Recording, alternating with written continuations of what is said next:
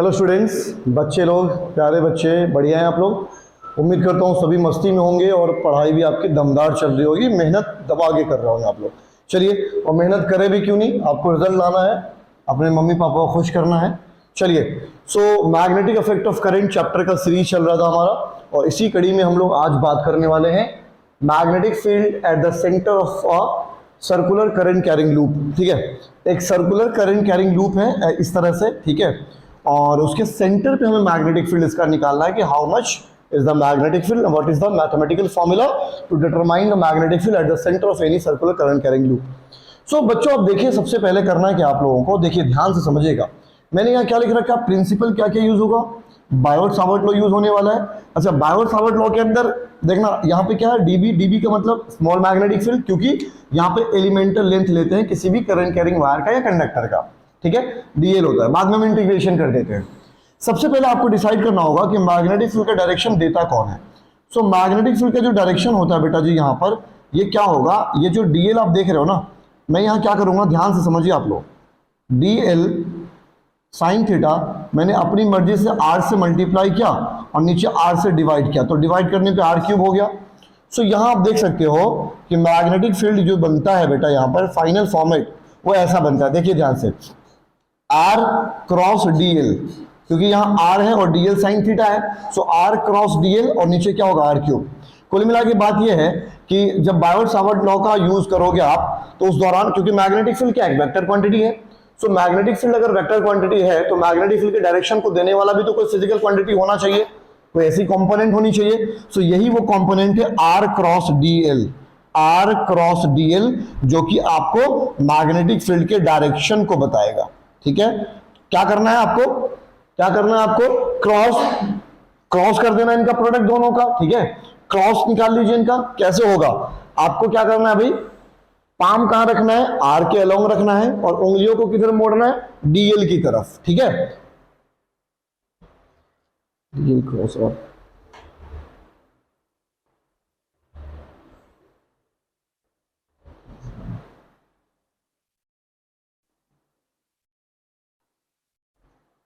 सो आपने देखा यहां पर कि मैग्नेटिक फील्ड यहां पर डीबी है और स्मॉल लेंथ डीएल है। ठीक है, यहां पे देखो डीबी है, डीएल है। सो मैग्नेटिक फील्ड के फॉर्मूले को निकालने के लिए तो बायोट सावर्ट ने हमें फॉर्मूला दे दिया, लेकिन मैग्नेटिक फील्ड का डायरेक्शन भी तो कोई बताएगा ना, कोई ऐसी चीजें वहां पर होनी चाहिए जो मैग्नेटिक फील्ड के डायरेक्शन को डिसाइड करे, क्योंकि मैग्नेटिक फील्ड क्या वेक्टर क्वांटिटी होता है। सो मैंने उस डायरेक्शन को पता करने के लिए थोड़ा सा इसको मॉडिफाई किया, इस फॉर्मेट को, आर से मैंने मल्टीप्लाई किया, इस फॉर्मेट को आर से डिवाइड किया, तो क्या बना, नीचे आर क्यूब हो गया। सो यहां पर एक फॉर्मेट निकल के आता है, वो ऐसा कुछ होता है, mu not I upon 4 pi R cube. ठीक है, और यहां देखिए आप डीएल आर और साइन थीटा है, सो साइन थीटा और आर अगर आ रहा है तो हम क्रॉस प्रोडक्ट कर सकते हैं ना, डीएल और आर का क्रॉस प्रोडक्ट। सो इस फॉर्मेट के अंदर जो आप फॉर्मूला देख रहे हो, डीएल का और आर का जो क्रॉस प्रोडक्ट है, डीएल वेक्टर डीएल, देखिए वेक्टर डीएल और क्रॉस आर वेक्टर, यही जो होगा आपको मैग्नेटिक फील्ड के डायरेक्शन को बताएगा। क्या करना है भाई, आपको क्या करना है, अपने पाम को, हथेली को इस तरह से डीएल के अलोंग रखना है आपको, ऐसे डीएल के अलोंग, ठीक है, और आर की तरफ उंगलियों को मोड़ना है। तो जो अंगूठा होगा, देखो कैसे करेंगे, अगर आपका दो वेक्टर होता है ऐसा, ए क्रॉस बी, तो आप ए के अलोंग किसको रखते हैं, इसको रखते हैं, इस पोर्शन को, और उंगलियों को कर्ल करते हैं, फिंगर्स को मोड़ते हैं, किसकी तरफ, इसकी तरफ। तो अंगूठा जो होगा आपका, जो थंब होता है, थंब, वही क्या देगा आपको, डायरेक्शन ऑफ थर्ड वेक्टर, जिसका आप निकाल रहे हो। जैसे टॉर्क का आपने फॉर्मूला पढ़ा होगा, टॉर्क का फॉर्मूला होता है आर क्रॉस एफ। ठीक है, तो मानो आर इधर लग रहा है और एफ इधर लग रहा है, मानो ये आर वेक्टर है और ये एफ वेक्टर है, तो आर के अलोंग मैंने क्या रखा, इसको रखा, हथेली को, और उंगली को एफ की तरफ मोड़ा ऐसे, तो अंगूठा अंदर जा रहा है, तो वेक्टर किधर लगेगा, टॉर्क अंदर की तरफ लग रहा है। और अगर ये आर मान लो यहां पर था, ठीक है, और मेरा एफ जो वेक्टर है वो यहां पर है, ठीक है, सो आर के अलोंग मैंने पाम को रखा, उंगलियों को मोड़ रहा हूं एफ की तरफ, तो अंगूठा कहां रहा है, बाहर की तरफ, मतलब टॉर्क किधर लग रहा होगा, यहां लग रहा होगा, ऐसे लग रहा होगा 90 डिग्री है। ठीक है, सो यहां जो डायरेक्शन ऑफ मैग्नेटिक फील्ड निकालोगे आप लोग बच्चों, वो डीएल और आर की हेल्प से निकालोगे। सो सिंपल सी बात है, इस कंडीशन में देखिए आप, जब हम लोग सर्कुलर करंट कैरिंग लूप की बात करेंगे, ये रहा तुम्हारा डीएल, डीएल किधर है, ऐसे, करंट ऐसे जा रहा है, डीएल ऊपर ऐसे, डीएल ऐसे, डीएल वेक्टर ऐसे है, ठीक है। तो डीएल के अलॉन्ग रखा मैंने ऐसे पाम को, और आर ये है, तो डीएल ऐसा है, ऐसा डीएल की तरफ, और आर की तरफ उंगली मोड़ रहा हूं, अंगूठा कहां जा रहा है, अंदर की तरफ जा रहा है। इस पोर्शन पे भी अब यहां पर मैग्नेटिक फील्ड ऐसा है और मैं इसके अलॉन्ग निकाल रहा हूं ऐसे, तो हर जगह तो मैग्नेटिक फील्ड अंदर की तरफ होगा ना। सो यहां पर जो सेंटर पे मैग्नेटिक फील्ड होगा बच्चों, वो क्या होगा, इनवर्ड होगा। सो आपको पता होना चाहिए कि मैग्नेटिक फील्ड के डायरेक्शन को बताने के लिए इनवर्ड के लिए क्या यूज करते हैं, क्रॉस का साइन यूज करते हैं, है ना। ज्यादा बड़ा बन जा रहा है क्रॉस, छोटा सा ऐसे, ये क्रॉस मैंने बना दिया। क्रॉस का मतलब क्या हुआ बच्चों, मैग्नेटिक फील्ड क्या है, इनवर्ड है, inside the plane, into the plane, ठीक है। और अगर ये करंट, ये डीएल करंट ऐसे रहता, ऐसे डीएल नीचे की तरफ, तो डीएल नीचे की तरफ का मतलब डीएल ऐसे, डीएल नीचे की तरफ रहता है ऐसे डीएल, और आर की तरफ ऐसे उंगली मोड़ता ऐसे, तो अंगूठा कहां रहा है, बाहर की तरफ आ रहा है, तो मैग्नेटिक फील्ड आउटवर्ड रहता, लेकिन यहाँ इनवर्ड है। चले, सो सेंटर मान लो बेटा पी है, हमको यहाँ पर पी पे निकालना है मैग्नेटिक फील्ड, ठीक है। सो क्या करेंगे, magnetic field at the centre क्या होगा भैया, बायोट सावर्ट लॉ लगा दीजिए, डीएल एलिमेंटल लेंथ है, सो मैग्नेटिक फील्ड क्या निकलेगा, डीबी इज इक्वल टू बोलो mu not upon 4 pi, I current flow हो रहा है, डीएल हो रहा है sine theta, I dl sine theta upon are square, distance r ही है ना। ये साइन थीटा क्या होता है बच्चों, ये साइन थीटा होता है डीएल कंपोनेंट, डीएल वेक्टर जो एलिमेंटल लेंथ है वेक्टर, और आर इसके बीच में एंगल। अब यहां देखिए आप लोग कि सर्कुलर करंट कैरिंग लूप में जो भी डीएल होगा टेंजेंशियल होगा ऐसे, और उसको आप सेंटर से मिलाओगे, कहीं भी ले लो आप, कहीं भी ले लो, किसी भी डीएल को ले लो, उसको सेंटर से मिला दो, किसी भी डीएल को आप ले लो एलिमेंटल लेंथ को सेंटर से मिला दो, तो ऑब्वियस सी बात है कि 90 डिग्री का एंगल बन रहा होगा। बोलो कितना एंगल बनेगा, 90 डिग्री का।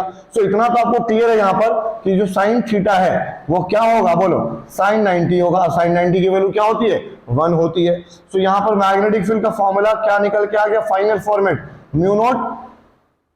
म्यू नॉट अपॉन 4 पाई, ठीक है। क्या बन गया, आई डीएल साइन 90 1 हो गया, और नीचे में आर स्क्वायर। बोलो कोई दिक्कत है क्या, सिंपल है ना। ये क्या है, स्मॉल मैग्नेटिक फील्ड, क्योंकि यहाँ स्मॉल यूनिट लेंथ है ना, हमें तो कंप्लीट का चाहिए ना यहाँ पर मैग्नेटिक फील्ड। सो क्या करूंगा भाई, मुझे इंटीग्रेशन करना पड़ेगा दोनों तरफ।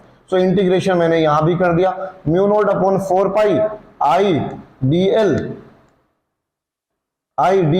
अपॉन आर स्क्वायर, है ना। सो डीबी का इंटीग्रेशन क्या आ गया, यहां से लिख रहा हूं, डीबी का इंटीग्रेशन क्या हो जाएगा बच्चों, बोलो बी हो गया, ठीक है। Mu not upon 4 pi I square, और ये सब क्या कांस्टेंट वैल्यू है, ये सारे कांस्टेंट है, सारे कांस्टेंट है, तो निकाल लिया बाहर, mu not I upon 4 pi R square, integration of क्या आ गया, डीएल आ गया।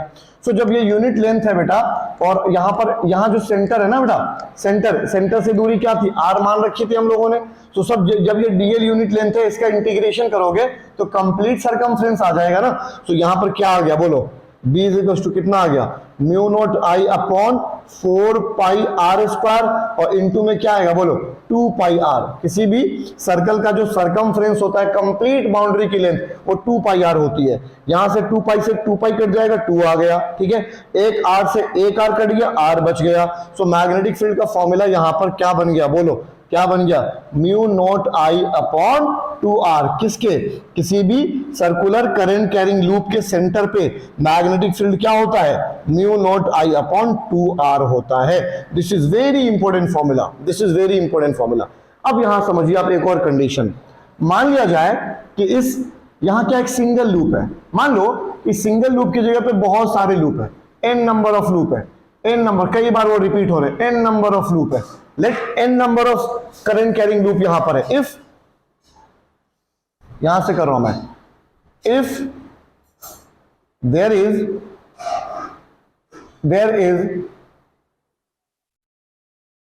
n number of current carrying loop, मान लो यहां पर n number of current carrying loop है। सो कुछ नहीं करना यार, जब एक का मैग्नेटिक फील्ड इतना आ रहा है, तो n नंबर ऑफ लूप अगर होंगे n नंबर सेम रेडियस के, तो मैग्नेटिक फील्ड का फॉर्मूला क्या बन जाएगा, आपको कुछ नहीं करना, इसी वैल्यू में n से मल्टीप्लीकेशन कर देना है। सो म्यू नॉट n आई अपॉन 2r, ये फॉर्मूला आप यूज करेंगे, ठीक है, mu not n I upon 2r। This is very important formula, star बना लीजिए। क्लियर है गाइस, जल्दी से इसको वीडियो पॉज करके नोट डाउन कर लीजिए, फटाफट नोट डाउन कर लीजिए। चलिए नेक्स्ट हम आज बात करने वाले हैं, आज बात करेंगे एम्पियर सर्कुलर लॉ के बारे में। एम्पियर सर्कुलर लॉ का इंपॉर्टेंस क्या है, और एम्पियर सर्किट लॉ के एप्लीकेशंस क्या क्या है और वो होता क्या है। चलिए आज डिस्कशन करेंगे हम आगे एम्पियर सर्किट लॉ। चलो एम्पियर सर्किट लॉ बहुत ही इंपॉर्टेंट लॉ है, क्योंकि इस लॉ के हेल्प से हम लोग सोलेनोइड के मैग्नेटिक फील्ड को फाइंड करेंगे, टोरॉइड का मैग्नेटिक फील्ड निकालेंगे। मतलब इसके एप्लीकेशन बहुत अच्छे अच्छे हैं। अब मैं बिना टाइम वेस्ट के शुरू करता हूं एम्पियर सर्किट लॉ। ध्यान से समझिएगा बच्चों। देखिए एम्पियर सर्किट लॉ बिल्कुल सिमिलर है गॉस लॉ की तरह। जब आपने पढ़ा होगा गॉस लॉ, पढ़ा था ना इलेक्ट्रोस्टैटिक के अंदर, इलेक्ट्रोस्टैटिक्स के अंदर आपने पढ़ा था एक लॉ जिसका नाम था गॉस लॉ। और यहां हम लोग पढ़ रहे हैं क्या, मैग्नेटोस्टैटिक्स, मैग्नेटोस्टैटिक्स। ठीक है, देखिए यहां पर गॉस लॉ के हेल्प से हम लोग क्या निकालते थे, पहले फ्लक्स जो लिंक्ड होता था किसी भी चार्ज बॉडी से फ्लक्स निकालते थे, और फ्लक्स के हेल्प से क्या निकाला जाता था, इलेक्ट्रिक फील्ड। ठीक है, ये वहां पे रिदम होता था, पहले फ्लक्स निकालते थे फिर इलेक्ट्रिक फील्ड निकालते थे। ठीक है, अच्छा यहां हम लोग क्या निकालेंगे, यहां भी वही चीजें लगभग, यहां भी मैग्नेटिक फ्लक्स ही पहले निकलता है और उसके बाद क्या निकलता है, उसका मैग्नेटिक फील्ड निकलेगा किसी भी करंट कैरिंग कंडक्टर का, है ना, मैग्नेटिक फील्ड निकालेंगे हम लोग, क्योंकि moving charge and magnetism chapter का नाम है। Magnetic effect of electric current, तो चार्ज के स्टेशनरी कंडीशन की तो बात हो नहीं रही है, चार्ज के फ्लो की बात हो रही है, इलेक्ट्रिक करंट की बात हो रही है। तो इलेक्ट्रिक करंट किसमें फ्लो होगा, कंडक्टर में, और इलेक्ट्रिक करंट के फ्लो होने से क्या होगा, कंडक्टर मैग्नेटाइज होगा, आसपास मैग्नेटिक फील्ड क्रिएट करेगा, है ना। तो उसी मैग्नेटिक फील्ड की इंटेंसिटी को निकालने में यूज करेंगे। वहां चार्ज रुका रहता था और रुके हुए चार्ज से क्या एसोसिएट होते थे, इलेक्ट्रिक फील्ड। तो इलेक्ट्रिक फील्ड को निकालने के लिए गॉस लॉ का इस्तेमाल किया हमने, पहले फ्लक्स निकाला और इलेक्ट्रिक फील्ड निकाला।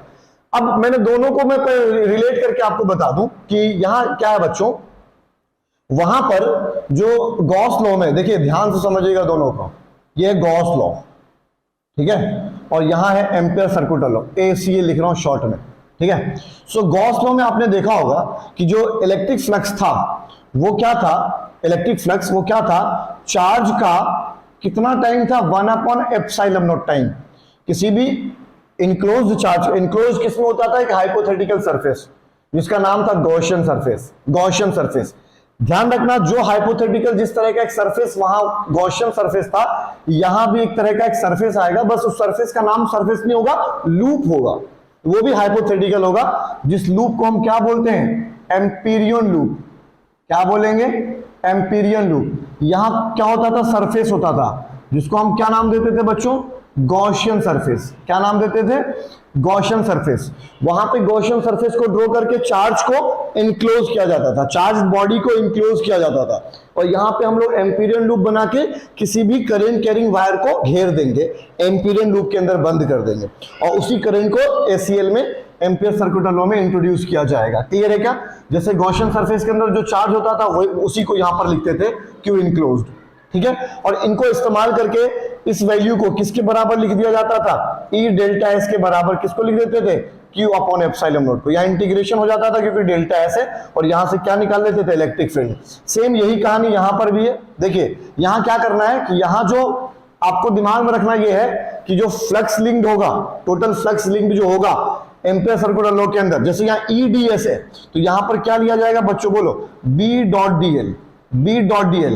यहां क्या था, चार्ज 1/ε0 टाइम है यहां पर फ्लक्स। ठीक है, और यहां क्या होगा, यहां क्या होगा, I होगा, I कितना टाइम होगा, कितना टाइम होगा, परमेबिलिटी ऑफ फ्री स्पेस जो होगा μ0 टाइम होगा। सो μ0 I होगा यहां पर। ठीक है, जो भी मैग्नेटिक फ्लक्स वहां पर निकल के आएगा। बात मेरी समझ आ रही है, बोलो क्लियर है क्या। सो μ0 I, तो जो काम यहां पर μ0 I कर रहा है वही काम यहां पर कौन कर रहा है, Q/ε0 कर रहा है। बोलो बात समझ आ रही है। और B की जगह पे, E की जगह पे B आ रहा है। यहां सरफेस की बात होती थी तो सरफेस में कौन सा टर्म आएगा, एरिया आएगा। और यहां लूप की बात आ रही है, लूप की, तो लूप का क्या होता है, लेंथ होता है, लूप का लेंथ होगा, लेंथ वाइज बात करेंगे तो यहां पर DL आ रहा है। यहां भी स्मॉल एरिया है, यहां भी DL है। सो B.dl किसके बराबर होता है, μ0 I के बराबर। यही है एम्पियर सर्किट लॉ। मतलब कि जिस लूप के अंदर जो करंट आ रहा है उस करंट का μ0 टाइम होगा क्या, जो भी उस मैग्नेटिक फील्ड से इंटीग्रल लेंथ, जो उससे इंटीग्रल लेंथ उससे एसोसिएटेड होंगे। मतलब मान लो कि यहां पर एक कंडक्टर है, ठीक है, कंडक्टर I, इसके अंदर करंट फ्लो हो रहा है। अब मैं आपसे कह रहा हूं R डिस्टेंस पे मैग्नेटिक फील्ड निकालिए कितना होगा। ठीक है। सो आर डिस्टेंस पे मैग्नेटिक फील्ड निकालने के लिए हमारे पास एक फॉर्मूला पहले से ही है, mu not I upon 4 pi a, जो ए लेते थे डिस्टेंस, है ना, और under bracket sin φ1 plus sin φ2 आप रख दोगे, आंसर निकल के आ जाएगा। लेकिन अब मुझे एम्पियर सर्कुलर लॉ लगाना है, तो क्या करूंगा, आर डिस्टेंस पे बोल रहा हूं तो आर रेडियस का मैंने एक सर्कल ड्रॉ कर दिया, ताकि मेरा ये करंट कैरिंग वायर उस सर्कल के अंदर पैक हो जाए। मतलब मैंने उस करंट कैरिंग वायर को सर्कल के अंदर बंद कर दिया, घेर दिया, उसको पैक कर दिया। मतलब ये क्या हो गया, एम्पीरियन लूप हो गया। क्लियर है क्या? अभी मैं इसका आपको करवा के दिखाता हूं। सो आपको बस ये दिमाग में रखना है, एम्पियर सर्कुलर लॉ क्या होता है, अंडर इंटीग्रल वैल्यू किसका, बी डॉट डीएल का क्या होगा, म्यू नॉट टाइम होगा उस एम्पीरियन लूप से एसोसिएट होने वाले करंट, एम्पीरियन लूप के अंदर इनक्लोज होने वाले करंट आई के बराबर होगा। क्लियर है क्या? बात मेरी समझ आ रही है? बोलो क्लियर है ना? तो ये आप जल्दी से लिखिए, दोनों फॉर्मेट को लिखिए, फटाफट लिखिएगा, जल्दी लिखिए बच्चों, आप जल्दी से।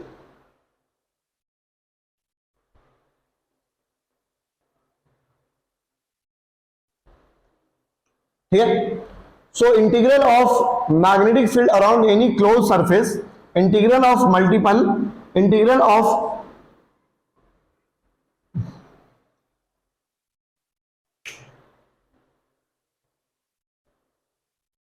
Integral of magnetic field around any close surface, यही क्लोज सरफेस हो गया Amperian loop, close surface is equals to mu naught time to the current which is threading to the Amperian loop. जिस एम्पियर लूप के अंदर जो current flow हो रहा है उसके म्यू नॉट टाइम होगा, that is ampere circular law, B dot dl equals to mu not I. आप इस फॉर्मूले को रट लीजिए। क्लियर है क्या? बात समझ आ रही है? चलिए अब हम बात करेंगे कि एम्पियर सर्कुलर लॉ को यूज करके किसी भी स्ट्रेट करंट कैरिंग वायर के मैग्नेटिक फील्ड को निकालते हैं। ठीक है, किसी स्ट्रेट करंट कैरिंग वायर के मैग्नेटिक फील्ड को निकालते हैं। ध्यान रहे बच्चों, एम्पियर सर्कुलर लॉ को अप्लाई करने के लिए एम्पीरियन लूप का होना मैंडेटरी है, कंपलसरी है। बिना एम्पीरियन लूप के आप एम्पियर सर्कुलर लॉ अप्लाई नहीं कर सकते। ठीक है। सो आपको क्या करवाने जा रहा हूं मैं, ध्यान से देखिएगा। Magnetic field due to straight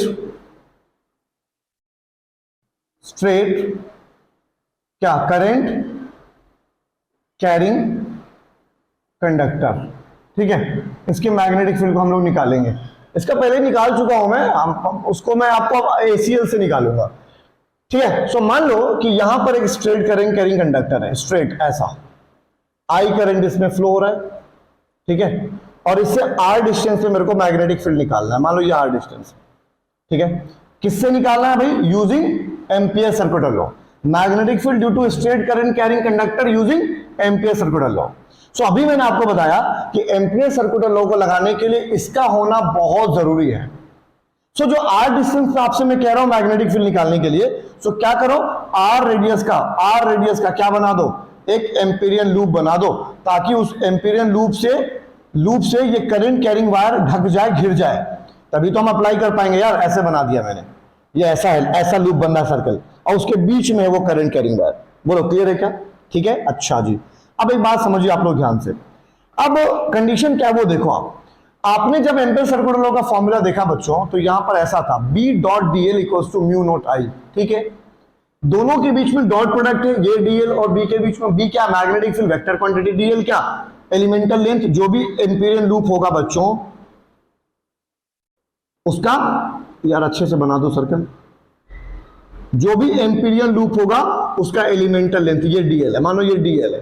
ठीक है। सो डीएल और बी के बीच में एंगल, अब डॉट प्रोडक्ट है दोनों का, तो जाहिर सी बात है जब डॉट हटाओगे आप बच्चों यहां पर, तो आप इसको ऐसे भी लिख सकते हो, B dl cos theta equals to mu not I. बोलो क्लियर है क्या? अब मैं इस फॉर्मेट को तो लिख सकता हूं ना, क्योंकि एम्पीरियन लूप मैंने ड्रॉ कर दिया। सो आपको सबसे पहले डिसाइड करना होगा बी और डीएल के बीच में एंगल कितना बन रहा है।